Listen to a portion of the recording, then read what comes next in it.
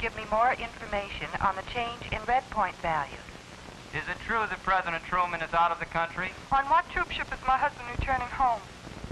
Now let's move to the Journal American. Here is a newspaper plant so disadvantageously located for the general public that the paper maintains frequent bus service for its own employees to a nearby transportation center. The sirens of East River shipping convoys provide a musical background for the roar of the presses. Despite its inaccessible location, Journal American readers travel to the plant on South Street in droves. Circulation on the first day of the strike dropped to 4,000, but by the end of the strike, daily sales figures climbed to 25,000. Mirror fans lined up at the Mirror plant in mounting crescendo.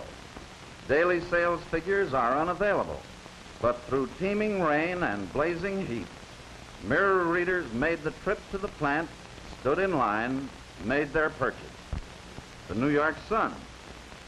Here was New York's longest picket line. It is impossible to show the full effect of the Sun readership line because the paper was sold inside the building.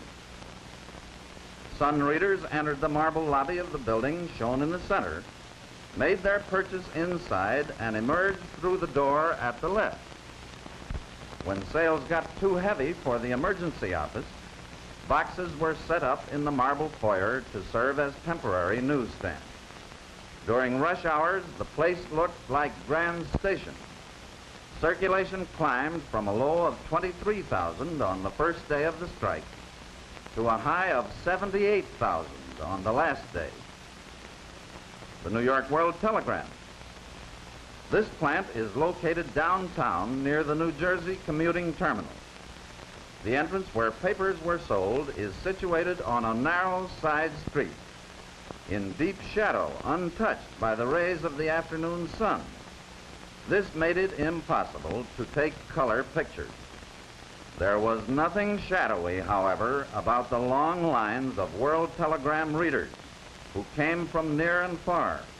Readers made the trip to the World Telegram plant all the way from New Haven, Connecticut, from the far corner of Long Island. Lines 5 blocks long were a daily occurrence.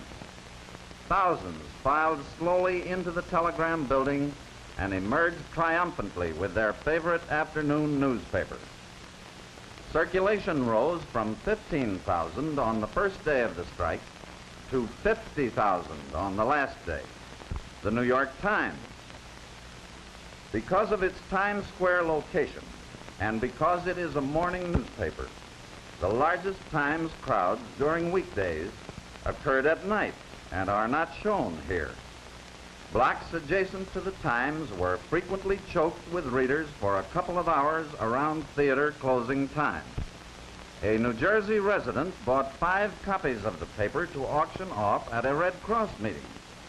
When copies of the Times got as far as Asbury Park, New Jersey, although well read by train passengers, they were sold for $1 a copy if current, 50 cents if a day old.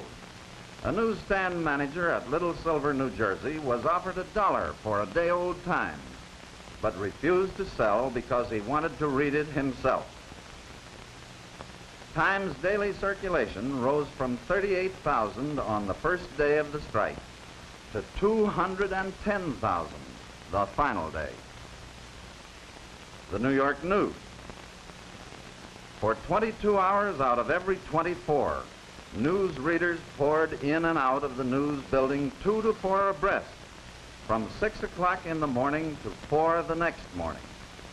Lines began forming in the afternoon about 5 o'clock, stood for 3 hours to await the first edition at 8:15 p.m.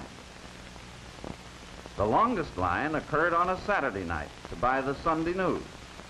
This line, 17 blocks long, snaked its way along 3rd Avenue, back and forth on cross streets to 32nd Street. City police went through the subways at 34th Street, warning passengers bound for the news building to get off there to join the line instead of going on up to 42nd Street.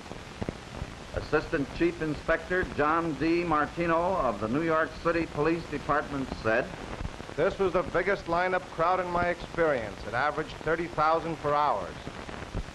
People stood in line for 2 hours before reaching the counter. 42nd Street grew accustomed to a daily ritual. Passing trolley cars were parked while motormen and passengers got off to buy the paper. Taxis, private cars, the street and adjacent blocks were packed throughout each evening with vehicles while passengers and drivers bought the news.